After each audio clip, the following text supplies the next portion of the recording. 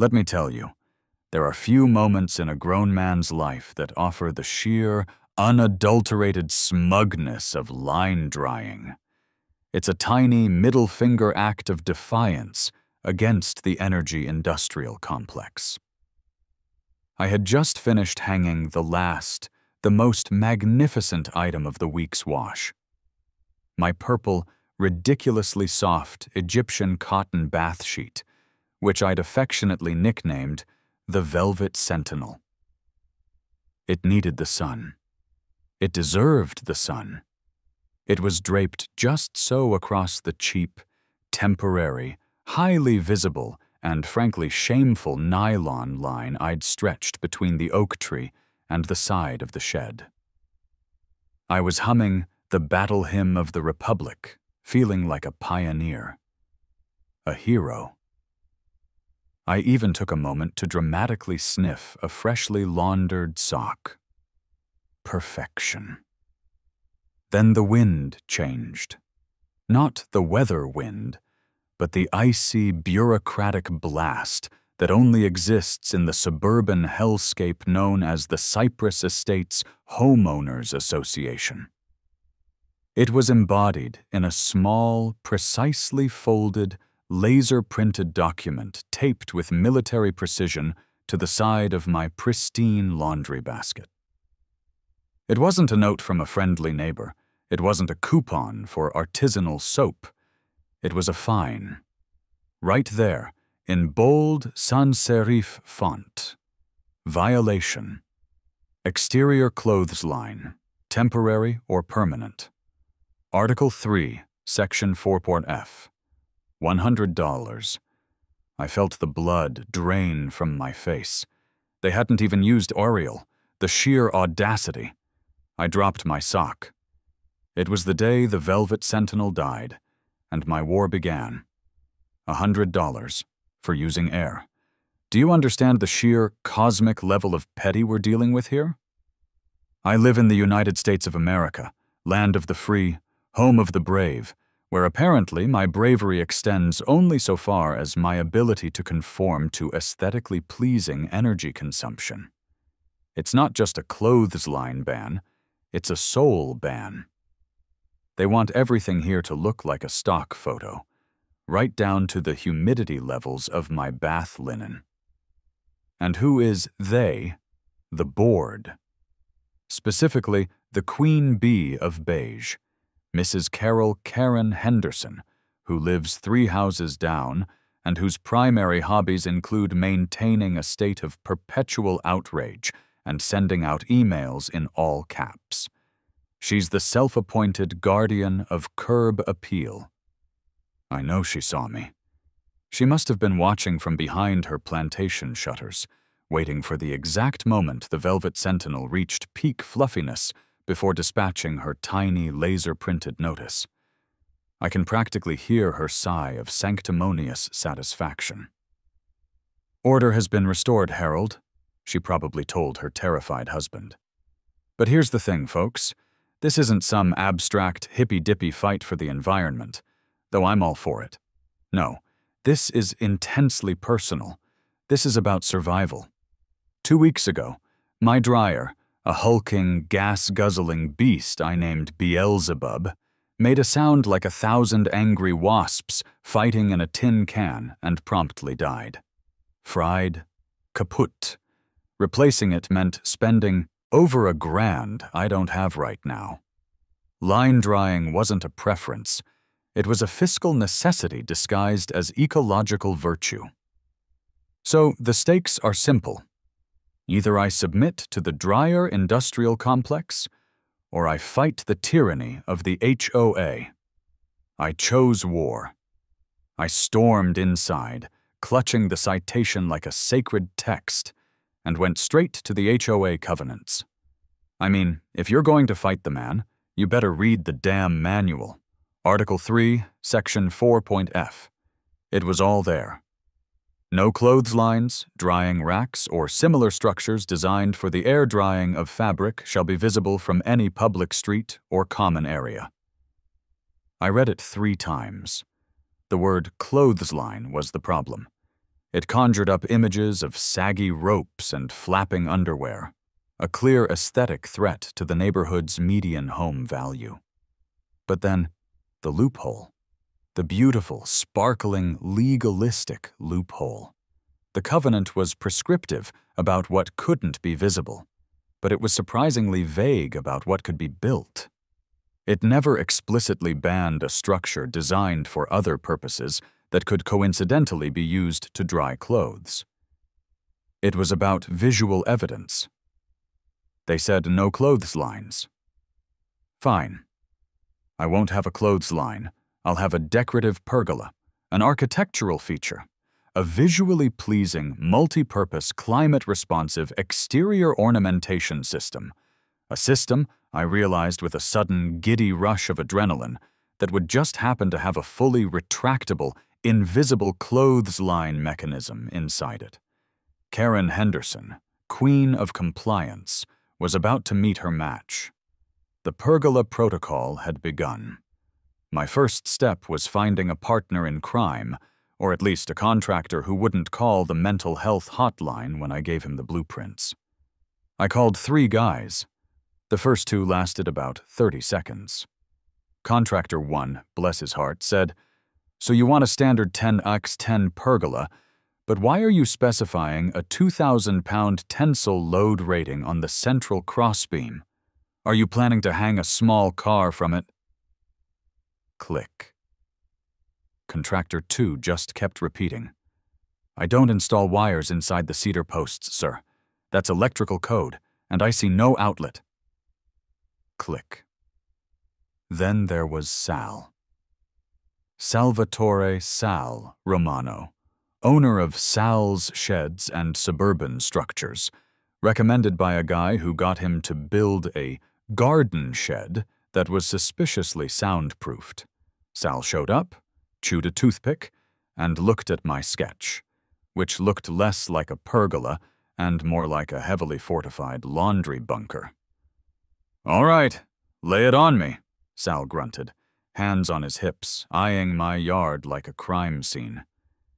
"It's a decorative pergola, Sal, for, aesthetic utility," I insisted, leaning in conspiratorially. "Specifically, it needs a 12-foot clear span. The crossbeams need integrated channels, perfectly smooth, running the full length 1/8 of an inch wide.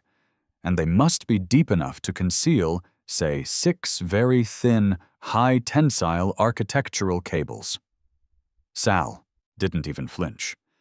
He just squinted at the drawing. "Architectural cables, huh? Not, say, laundry lines?" "Laundry lines are banned, Sal. This is for structural integrity. And shade. Shade that needs a silent, motorized, remote-controlled retraction system. A luxury feature, Sal, for the aesthetic experience. It needs to retract swiftly to maintain the neighborhood's median visual appeal," I explained, pulling out the official permit application. "I'm listing it as a highly specialized, multi-purpose, climate-responsive exterior ornamentation. Can you do that? Or do I need a contractor who understands the subtle nuances of suburban rebellion?" Sal pulled the toothpick out, examining the saliva-coated end. "I get it. You're fighting the good fight. My HOA once fined me for having the wrong color mulch. The pergola is $8,000. That's for the cedar, the special stainless steel internal components, and my silence. And the fact that I have to work under the threat of Karen Henderson." "Done," I said, shaking his hand. "The permit application is for a decorative, ornamental structure. Just make sure every receipt says ornamentation. We're building this by the book, Sal, even if the book is an utter work of fiction." Sal grinned. "You got it, boss. Just tell me one thing. What are you drying that needs a 2,000-pound rated beam?" "The weight of institutional oppression, Sal. The weight of institutional oppression." The next hurdle wasn't the HOA. It was the actual city. Sal had filed the permit, but now a real, salaried, city-employed building inspector, a man named Mr. Thompson, was standing in my yard, reviewing the footing forms. This was much scarier than Karen. Karen can fine me. Mr. Thompson can shut down the whole operation. "Mr. Smith," Mr. Thompson said, clicking his pen with terrifying authority. "This is designated as a 100-square-foot, non-habitable structure. The foundation you're pouring, it looks like you're bracing for a small earthquake. Why the RAR-rated rebar cages?" I immediately went into hyper-formal mode. My internal monologue was screaming, "Act normal, don't mention the socks." "Ah, Mr. Thompson, thank you for noticing the bracing. That speaks to the structural requirements of the Cypress Estate's covenants, believe it or not." "The HOA dictates rebar thickness?" he asked, looking suspicious. "Not directly, sir," I lied smoothly. "But my structure is a highly specialized, multi-purpose, climate-responsive exterior ornamentation. Its secondary function, as you can see from the diagrams, involves supporting two large, kinetic, copper-plated wind chimes, each weighing approximately 200 pounds, which, when subjected to the micro-gusts unique to this topographical location, create significant lateral torque on the primary support columns. We couldn't risk a structural failure that might, heaven forbid, damage the lawn." He stared at me, then at the rebar. 200-pound wind. Chimes. That's a new one. They're custom-made, sir. Aesthetic, auditory, and structural compliance is paramount.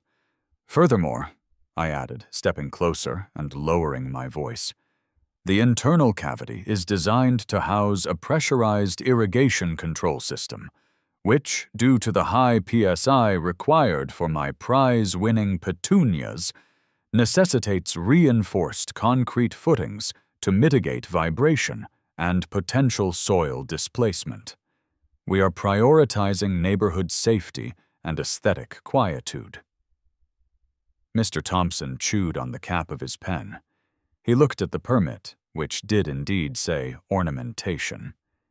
He looked at the rebar, which was undeniably overkill. He looked at me, who was dressed in khakis and a polo shirt, radiating fake respectability. He finally sighed. "Fine. Looks structurally sound. The city cares about safety. As long as you're not, living in it or running a clothesline." "A clothesline?" I feigned shock. "Sir, the thought is offensive. This is an ornamentation system." He signed the form and walked away, muttering something about rich people and their ridiculous wind chimes. Victory 1. Achieved. The hardware store trip was fraught with espionage and anxiety. I needed the guts of the system. The retractable reels, the high-strength, virtually invisible Kevlar line, rated for 50 pounds, because, damp jeans, and the tiny, powerful 12-volt retraction motor. I went to the massive big-box store where anonymity is guaranteed. "Can I help you find something, sir?" A helpful young man named Chad, sporting a name tag and an eager expression, materialized beside me. "Yes, Chad. I'm looking for architectural suspension cable." I whispered the last two words as if they were a spell. "Oh, like for hanging pictures?" "No, Chad. More like tensioning a structural feature, something that disappears when not in use, something that can bear a modest load but remains visually discreet." I held up a spool of my chosen Kevlar line. "Does this specific cable come in a longer length, say 40 feet? And is it resistant to UV exposure?" Chad looked confused. "It's plastic-coated laundry line, sir. It comes in 100-foot spools in aisle 4. People use it to dry towels." I recoiled as if he'd slapped me. "Chad, I am installing a proprietary shade management system for my multi-purpose ornamentation. It needs tensile strength. Do not call it a laundry line. And where are your premium, low-decibel, high-torque window blind motors? The kind that can handle, say, a slow 5-pound vertical pull for 2 minutes? Chad pointed to aisle 12, muttering, "We got the motors people use for retractable awnings." "Awnings," I repeated, nodding gravely. "Of course, retractable shade. Thank you, Chad. You've been aesthetically supportive." I loaded my cart with components that, individually, were innocent, but when combined, formed the greatest suburban rebellion of the decade. As I paid, I couldn't help but notice the cashier scanning the Kevlar line with the price sticker. All-weather clothesline, $12.99. I just stared her down. She met my gaze, then, sensing my intensity, quickly bagged the item. "It's not a clothesline, ma'am. It's a highly specialized suspension cable." Sal and his crew were amazing. They were like Navy SEALs, but instead of breaching doors, they were pouring concrete footings. They worked fast during the day, erecting the majestic, thick cedar frame of the pergola. It looked magnificent, huge, completely unnecessary for my yard, but undeniably, structurally, legally, a decorative pergola. As soon as the frame was up, the surveillance began. I spotted Karen's head first, a fleeting glimpse in her front window, peering through binoculars. "She's looking, Sal! She's definitely using binoculars!" I hissed into my phone as I supervised the crew. "Calm down, boss. We're on phase 1. It's a pergola. She can't stop a pergola," Sal replied, hammering a post. "But she knows. She knows my intent. She can see the look in my eyes. The look of a man who hasn't used a dryer in 2 weeks. The real work, phase 2, happened only under the cover of darkness. The pergola's crossbeams were hollow. Using specialized tools, Sal's quietest guy installed the Kevlar line reels and the discrete motor, running the wiring inside the cedar posts and down to a hidden battery pack at the base, disguised as a decorative stone. The whole internal cavity was lined with sound-dampening foam. It was a perfect, sealed environment. One night, while installing the final internal guide wheels, Karen's patio light suddenly snapped on. Panic. I dove behind a stack of decorative lattice panels, my heart pounding against my ribs like a tiny trapped bird. I watched as she slowly walked to her fence line, holding a massive glass of white wine, clearly suspicious. I was frozen, covered in sawdust, holding a spool of Kevlar. She stood there for a full minute, her shadow stretching across my lawn. She peered at the pergola, a perfect, empty, innocent structure. She shook her head, took a massive sip of wine, and went back inside. I crept out, trembling. Sal's guy just chuckled softly. "She thought she had you, boss." "She almost did. That was too close. The line, it almost showed.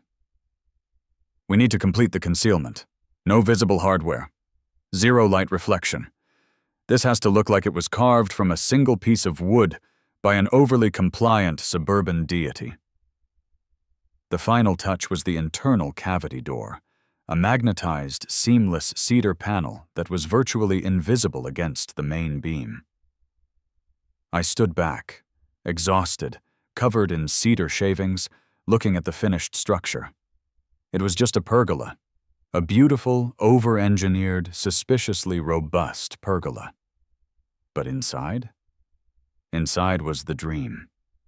The summons came 2 days later, delivered by a bored teenage boy on a scooter, the HOA's version of a court courier. They couldn't cite me for the pergola, so they went with the next best thing: architectural overscale and ambiguity. The hearing was set for Tuesday night in the sterile, fluorescent-lit torture chamber of the community clubhouse. I arrived wearing a suit jacket and carrying my Pergola Protocol binder, which contained laminated copies of my city permit, the blueprints, and Article 3, Section 4.f. I was ready to use every ounce of my pent-up laundry frustration against them. Karen, sitting at the head of the table, was flanked by two nervous-looking men. Harold, her husband, clearly hating his life, and Mr. Jenkins, the treasurer, who only cared about the budget. Karen started, her voice dripping with artificial regret. "Mr. Smith, we are not here to debate your permitted structure, per se. We are here to debate the spirit of the covenants. Your pergola, while technically approved by the city as ornamental, is disproportionate."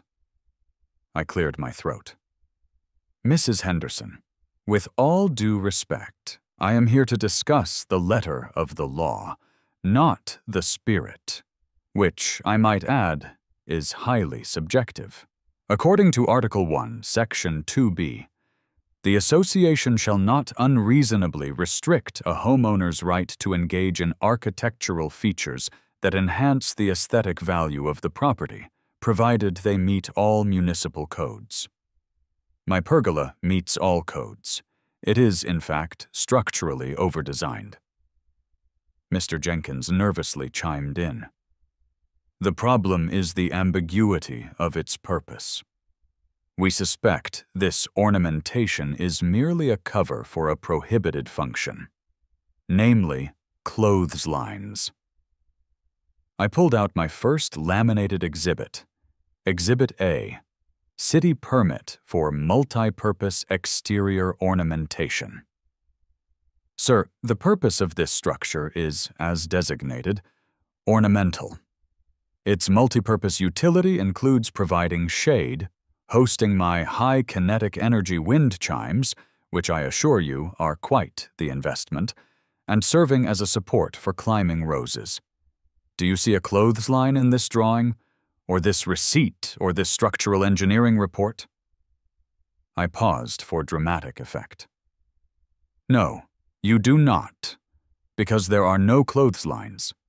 To assume there are, simply because a structure could house them, is to engage in proactive, punitive profiling." Karen's eyes narrowed. "The structure is designed to house a mechanism. We have video evidence from your neighbor, Mrs. Dalrymple, showing you installing heavy-duty cable guides."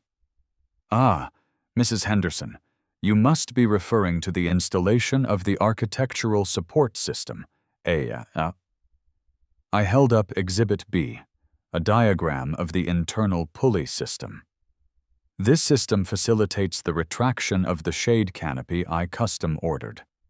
Without the ASS, the 10x10 canvas would create a sail effect and violate the safety covenants. That is an aesthetic and safety mechanism, not a drying mechanism. Show me where the laundry hangs in that schematic, Mrs. Henderson." She sputtered. But what about the noise? Your neighbor Mr. Wilson reports hearing a whirring sound late at night." "That, ma'am, is the low-decibel, high-torque motor retracting the shade canopy before the evening dew sets in, a necessary step for maintaining the integrity of the fabric and preventing mildew, which would certainly be a violation of the aesthetic standards. I can provide the motor specifications and the decibel rating, which is lower than your average dishwasher. Exhibit C," I said, handing her a ridiculous, highly technical-looking manual. Karen was cornered. She tried one last, desperate attack. "We are invoking Article X, Section 3.g. Structures that detract from the visual uniformity of the community are subject to removal. This pergola is too large." "I checked the dimensions, ma'am," I chirped. "The structure is 100 square feet. The covenant allows for auxiliary structures up to 120 square feet. I am operating at 83% capacity. Any objection to the scale is purely based on your personal, and therefore unreasonable, opinion, which is prohibited by the binding precedent of the 2017 case, Henderson versus the Gnome Display." The two nervous men, Harold and Mr. Jenkins, exchanged a look. They knew I had won. Karen's face was the color of a freshly steamed lobster. "Fine," she hissed, slamming her hand on the table. "The pergola stays, but it is now under enhanced monitoring. We will be reviewing its use daily. If one towel is spotted, then you will have your citation, Mrs. Henderson," I finished with a polite but devastating smile. I packed up my binder. The victory was technical, legal, and deliciously snarky. But I knew the war wasn't over. It had just moved to the surveillance phase. The next major hurdle was, unexpectedly, not the HOA, but the actual law. It was 11:30 p.m., 2 days after the hearing. I was performing my nightly ritual, retracting a fresh load of perfectly dried clothes. The system was quiet, but the process of loading and unloading a dozen garments in a tiny, concealed space required some odd movements. I was crouched down, retrieving a final pair of jeans, when the flash of blue and red lights painted my living room window. Oh, come on. Is Karen calling the city police now? My heart did a nervous tap dance against my ribs. I walked outside. A bored-looking patrol officer, Officer Miller, was leaning against his car, shining a powerful flashlight on the pergola. "Evening, sir. We received a call about suspicious activity. Man operating a winch, unusual noises, possible property damage." "Suspicious activity?" I repeated, trying to sound calm while my brain screamed, "It's just my underwear! It's just my underwear!" "Officer, I assure you, the only thing suspicious around here is the HOA's obsession with my decorative structures. The caller said you were hoisting something heavy." Officer Miller looked at the pergola, then at my face. "What exactly is going on out here, Mr. Smith?" "I can explain, officer. I can explain everything." I took a deep breath. This structure is a highly specialized, multi-purpose, climate-responsive exterior ornamentation. I was performing the nightly retraction of the aesthetic shade canopy system, ASCS. He blinked slowly. Shade canopy, at 11:30 at night. Precisely. It is imperative that the ASCS be retracted before the evening dew point is reached. This is a proprietary high-tensile fabric, officer. Mildew is a significant financial risk. I was manually assisting the final retraction due to a minor snag in the architectural guide rails. The hoisting was merely my own body weight assisting the mechanism. He remained skeptical. "And where is this canopy now?" I pointed up to the completely seamless, dark wooden crossbeam. Fully retracted, sealed and visually discreet, per the covenants of this community, which I'm sure you're familiar with. It's a miracle of hidden engineering. "Right." He adjusted his belt. "And what about the unusual noises?" "That would be the high-torque, low-decibel 12-volt motor, which operates at a sound level below that of a conversation at 40 feet. However, due to the extreme quietude of this neighborhood after 11 p.m., sound tends to travel. I assure you, it's not loud enough to violate any city ordinance. I have the decibel readings, if you'd like." He sighed, clearly just wanting to go home. "I don't want your decibel readings. Just show me what you're doing." This is it. The moment of truth. I pressed the button on my hidden remote. With a silent, smooth whirring sound, the Kevlar lines glided out of the internal cavity, spanning the 12 feet of the pergola. I had left the last few items of the load still clipped on. Officer Miller shined his light directly onto the lines. The light illuminated 3 bath towels, a pair of gray joggers, and one of my cherished, ridiculously patterned Hawaiian shirts. He stared at the laundry. He stared at the majestic, over-engineered pergola. He stared back at me. "It's laundry," he said flatly. "Perfectly dry laundry, officer," I corrected. This is the post-drying retrieval phase. The pergola, in a secondary, non-regulated utility, temporarily facilitates the air drying process. But structurally, it remains ornamental. As you can clearly see, these are not lines, they are high-tensile structural cables, and they are completely invisible unless deployed. The violation, officer, is predicated on visibility. Right now, they are visible, but in 3 minutes, they will be gone, leaving only the ornamentation. No crime has been committed. Officer Miller shook his head, a slight smile twitching on his lips. I think I've seen enough. If I have to write a report on this, my sergeant is going to think I'm losing it. He turned off his flashlight. Just try to make less noise next time, okay?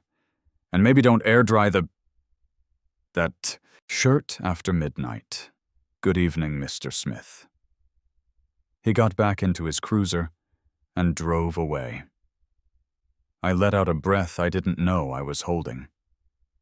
I had used my wits, my snark, and my dedication to technical definitions to confuse an agent of the state into submission. But the victory felt fleeting. The system was too fragile.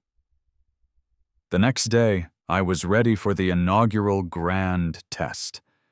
This was the moment I'd been working toward, the simultaneous drying of all my bulky items, free from the tyranny of Beelzebub the broken dryer. I loaded up the Pergola, the Velvet Sentinel, 3 massive flannel sheets, a dozen heavy-duty denim work shirts, and a full week's worth of thick cotton socks. I carefully clipped everything onto the Kevlar lines. The load was massive, but the system was rated for 50 pounds. It could take it. I stood back, remote in hand. I looked up at Karen's window. Empty. Good. I pressed the button. Deploy. The 12-volt motor gave a strong, confident whir. The Kevlar lines extended perfectly. The heavy load moved out smoothly, gracefully gliding the entire length of the ornamental structure. Sunlight bathed the linen. The sight was glorious, a monument to human ingenuity and spite. I poured a celebratory glass of iced tea, feeling like the captain of the ship of dried goods. I was a genius. I was a legend. I was a man who didn't have to buy a new dryer. I took a large, satisfied sip of tea, and that's when it happened. Not a snap, but a low, guttural, grinding noise. The sound of metal protesting a bad life choice. The motor stopped. The lines sagged violently. Then, the entire internal system, due to what I later diagnosed as a catastrophic, unanticipated torque asymmetry caused by the uneven weight distribution of the flannel sheets, completely jammed. The motor seized. The lines, now taut and straining, pulled the decorative magnetic access panel out of the cedar crossbeam with a sickening crack. The worst part? The only item that broke free and hit the ground, soaking wet like a tiny, humiliating white flag, was my single, favorite, brightly colored, heavily stained white cotton sock. It lay there, a casualty of physics and poor engineering. I stared at the damage. The lines were now stuck, half in, half out, a visible disaster of cables and cedar shrapnel. The entire purpose of the design, invisibility, was instantly nullified. It looked like a robot bird had tried to nest inside a wooden column and failed miserably. My internal monologue went into a full, furious breakdown. This is a disgrace. I spent $8,000. I fought the HOA. I confused the police. And for what? For a damn, broken, ornamental, multi-purpose, climate-responsive structural failure. I am ruined. Karen saw it. She must have seen it. This is worse than a mere clothesline. This is a structural eyesore with hanging laundry. I grabbed my face in despair. The pergola, my symbol of freedom, was now a monument to my hubris, I had lost the aesthetic high ground. I realized then that Sal and I, bless his heart, were just contractors.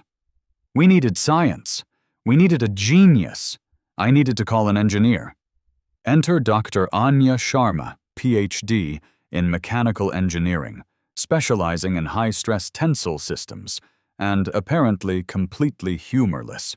She arrived wearing safety glasses and carrying a clipboard that looked heavier than my collapsed pergola. I pointed dramatically at the wreckage. "Behold, Dr. Sharma, structural tyranny. I need this to be idiot-proof, Karen-proof, and fundamentally physics-proof. It failed because a soggy bath towel caused torque asymmetry. I need a solution that allows for uneven, high-stress loads, while operating silently and remaining undetectable when retracted." Dr. Sharma didn't even acknowledge my emotional state. She just started rattling off terms. The current system suffered catastrophic tensile overload on the T-so-dollar bearing, exacerbated by dynamic drag from the initial retraction phase. The Kevlar is fine, but the real tensioning is amateur. We require a complete overhaul. "A complete overhaul?" I agreed enthusiastically. "But can we save the ornamental look?" "We will replace the single 12-volt motor with a tandem micro-stepper motor system, coupled with a self-regulating differential planetary gear set," she stated, pointing to the beam with a laser pointer. "This prevents torque asymmetry by independently managing the RL doors and RR reels. We will also install a sonic dampening gel in the cavity and replace the line with a braided spectra fiber. Zero elasticity, zero sound, rated for 150 pounds. We are building a high-stress, low-profile linear motion system disguised as a garden feature. The cost is $5,000 for the materials and my expertise." $5,000 for a clothesline? She corrected me instantly. "For a self-regulating, differential-geared, low-decibel architectural support system optimized for maximum structural compliance. It will be impervious to both flannel sheets and local governance. Do you want it to fail in front of the HOA, or do you want to win?" "I want to win," I sighed, pulling out my credit card. We rebuilt the system over the next 3 days.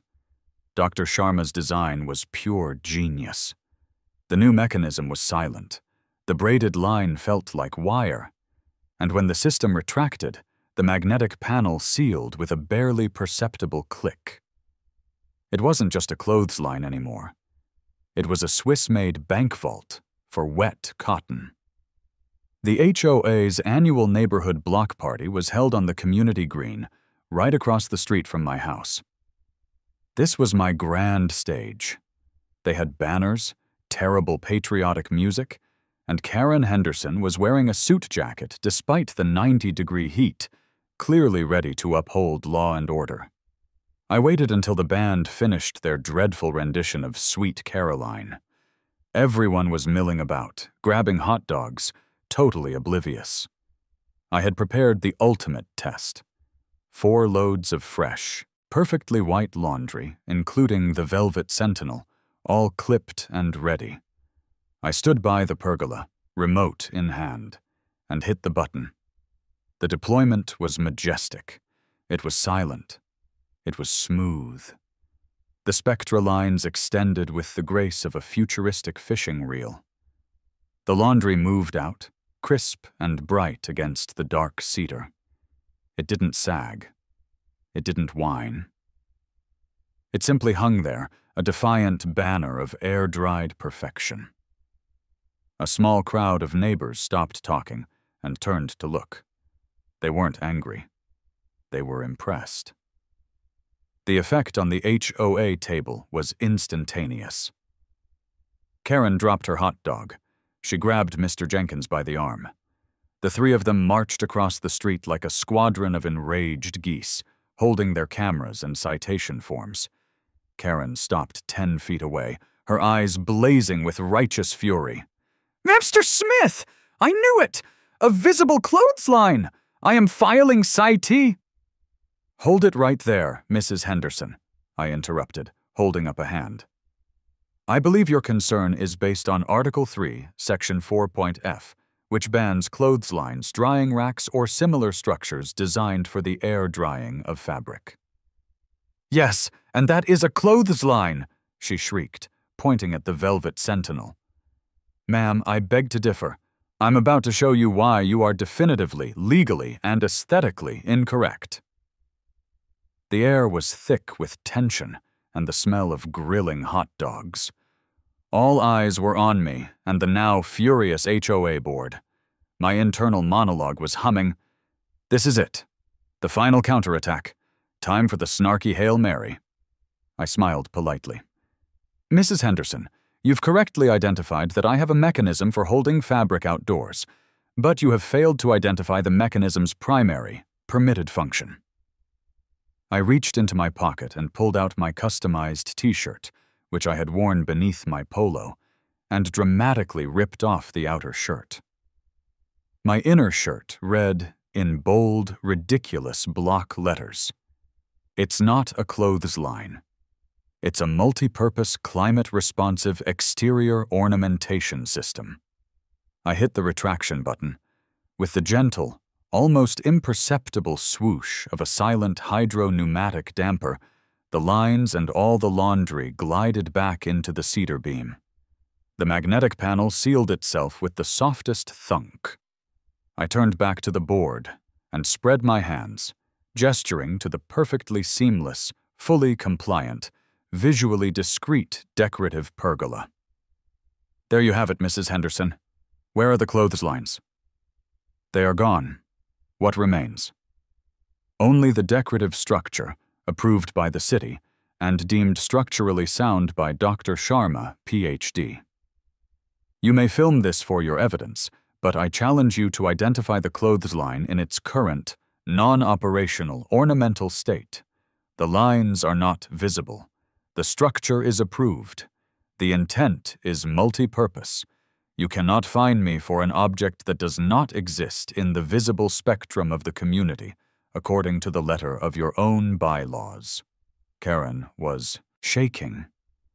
She looked at the smooth cedar. She looked at the line of impressed neighbors.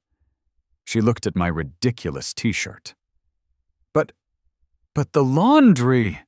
It was just hanging there, she stammered, her voice cracking. It was temporarily utilizing the retractable architectural cables of the ornamentation system to mitigate ambient moisture, ma'am. That's utility, not a clothesline. The law bans the line, not the function, I said, delivering the final devastating blow. You wrote the rule, Mrs. Henderson. I just engineered around your grammatical shortcomings. A few neighbors chuckled. Then a man from down the street started clapping. Then two more. Soon the entire block party crowd was applauding. Not loudly, but with a slow, building, sarcastic rhythm of appreciation for my victory over petty bureaucracy. Karen threw her citation book on the ground. "This is ridiculous! We will amend the bylaws!" she screamed, before storming back to the buffet, defeated. I just stood there, basking in the glory of my victory. I had done it. I had won the laundry war. The power of spite, engineering, and semantic loopholes had saved my life, and my towels. I realized, looking at the silent, beautiful pergola, that this was the most satisfying architectural feature ever built in the history of the Cypress Estates. It was a monument to freedom, made of expensive cedar and pure, distilled snark. The fallout was glorious. The next day, I found an anonymous bottle of high-end craft beer, a small, dark IPA, left on the pergola's base, with a post-it note attached. For the ASS, Article 3, Section 4.f, can kiss my feet. Thanks for the dry sheets. I immediately drank it. It tasted like sweet, sweet victory. Over the next few weeks, I became a quiet legend. Neighbors would nod at me conspiratorially. "Nice ornamentation system, Smith," they'd whisper. Even the dreaded teenagers on their scooters gave the pergola a respectful, wide berth. I even had a follow-up call with Sal, the contractor. "Hey, boss," Sal said, sounding tired. "Just wanted to let you know, I'm getting calls. 3 different clients asking for a quote on a highly robust, climate-responsive, structural pergola with internal channeling. One of them specifically asked for the catastrophic tensile overload mitigation package. What did you do to these people?" I showed them the way, Sal. I showed them that bureaucracy can be defeated with excessive engineering, and a good lawyer's focus on the comma placement. Just remember, it's ornamental. Always ornamental. "Got it, boss? Ornamental. By the way, how's that sweater doing?" "The Velvet Sentinel? Fluffy, Sal. Perfectly, freely fluffy." The war was no longer just mine. I had inadvertently started a movement built on expensive cedar and silent retraction mechanisms. As predicted, Karen and the board didn't just quit. They couldn't. Their entire self-worth was predicated on enforcing rules. 2 weeks after the Pergola Palooza, I received a draft of a new amendment, scheduled for a vote. Proposed amendment to Article 3, Section 4.f, now 4.g, bans all external structures, including pergolas, trellises, or other decorative features, found to contain any concealed, retractable, cable-based, or motorized linear motion system capable of bearing a vertical weight load exceeding 5 pounds, and designed to mitigate ambient moisture from porous fibrous materials. I read it, sipping my coffee, completely unfazed. They think they're clever, I thought, a sarcastic grin spreading across my face. They think they've closed the loophole. I pulled out my notebook and started sketching. A vertical solution. Something that used upward thrust. Maybe a series of solar-powered, rotating decorative statues that happened to have small, invisible hooks on the backside. A kinetic, moisture-mitigating, sculptural array. That didn't use cables, only rigid arms. And it certainly wouldn't be a linear motion system. It would be rotational. They could write all the rules they wanted. I was already 3 steps ahead. And that's the thing, isn't it? This whole ridiculous 5-figure construction project wasn't really about the dryer, or the electricity bill, or even the Velvet Sentinel. It was about standing your ground in the face of arbitrary nonsense. It was about proving that the little guy, armed with an obscure PhD engineer and a technical copy of the bylaws, can actually beat the system. This pergola, this glorious, unnecessary structure, is my symbol.